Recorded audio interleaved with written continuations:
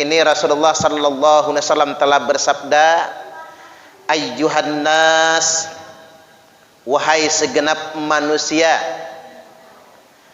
afsyus salam, sebarkanlah salam, wa at'imut ta'am, bagikanlah makanan, wa sallu bil laili wan nasu niyamun, dan salatlah di malam hari saat orang semua sedang tidur. Tadkhulul jannata bisalam, maka engkau semua akan masuk surga dengan selamat. Subhanallah. Ini hadis sahih ini Bapak Ibu. Yang pertama, Nabi katakan afsyus salam, sebarkan salam. Dalam keterangan yang lain begini, ayyul islami khair. Apa sih Rasul Islam yang baik itu, atau muslim yang baik itu? Kata Nabi, tut'imut ta'am, senang bagi makanan. Yang kedua, wa taqra'us salama ala man arafta wa man lam ta'rif. Yang kedua, ngucapin salam pada orang yang engkau kenal atau dengan orang yang tidak engkau kenal.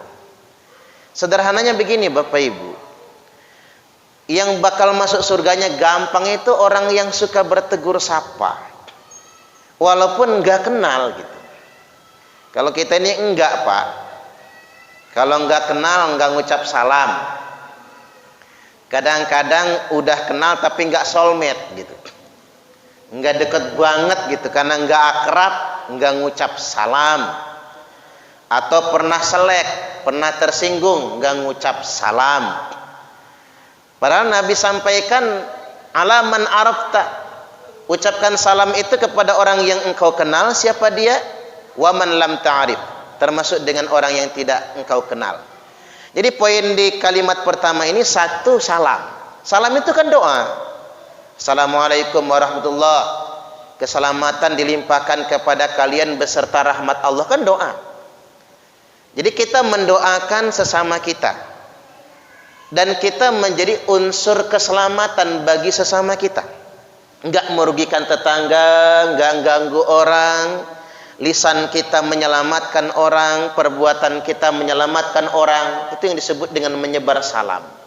Atau setidak-tidaknya kita sederhanakan, rajin bertegur sapa, ramah, apalagi disertai dengan senyum. Tabassumuka inda wajhi akhika laka sedekah. Manis wajahmu, senyummu di hadapan wajah saudaramu adalah sedekah. Apalagi ibu-ibu senyum depan suami, sedekahnya gede banget itu. Senyum sama orang saja sedekahnya, pahalanya sedekah. Senyum sama suami Bu, pahalanya seperti sedekah sebesar gunung Uhud. Banyak ibu-ibu ini lebih banyak nyengir kalau sama suami. Ibu-ibu ini banyak senyumnya apa banyak ngambeknya kira-kira? Sama lah, 50-50 biasanya ya. Ini yang pertama, ramah itu menghantarkan kita ke surga. Yang kedua, wa at'imut ta'am, bagikan makanan. Inilah latar belakang maka orang Indonesia ini senang besekan Pak. Ini gara-gara hadis ini sebetulnya. Makanya kita senang among-among, sering rajin bagi makanan. Makanya Bapak Ibu, orang baik akan kelihatan rajin bagi makanan. Jadi kalau orang suka besekan lantakiran, itu orang baik berarti ya. Karena ada orang itu Pak, mending masakan busuk disimpan daripada dikasih tetangga. Ada kan? Saking pelitnya manusia. Nah orang baik itu dia akan berbagi makanan. Makanya tradisi kita ini hebat. Orang Jawa itu dapat kabar hamil, among-among. Hamil 4 bulan, among-among. 7 bulan, among-among. Lahiran anak, among-among. Akikah, among-among. Anaknya tumbuh gigi, among-among. Anaknya jejak bumi, among-among. Anaknya sunat, among-among. Anak wedoknya pertama datang bulan, among-among. Enggak ketang nasi urap, tempe bacem, tahu bacem, telur sebelah jadilah. Enggak jadi masalah. Itu tradisi berbagi makanan, itu ciri ahli surga.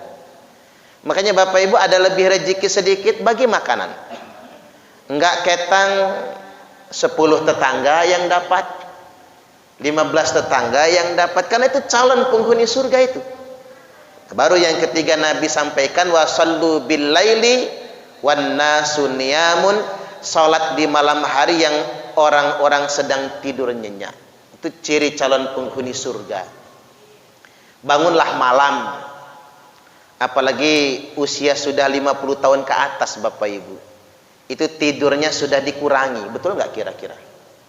Kalau kayak saya ini tidurnya masih agak banyak, apalagi Ustadz Mukmin ya, badan selebar itu ya, kayaknya porsi tidurnya lebih banyak itu kalau nggak digugah, nggak dibangunin ya, masih begitu.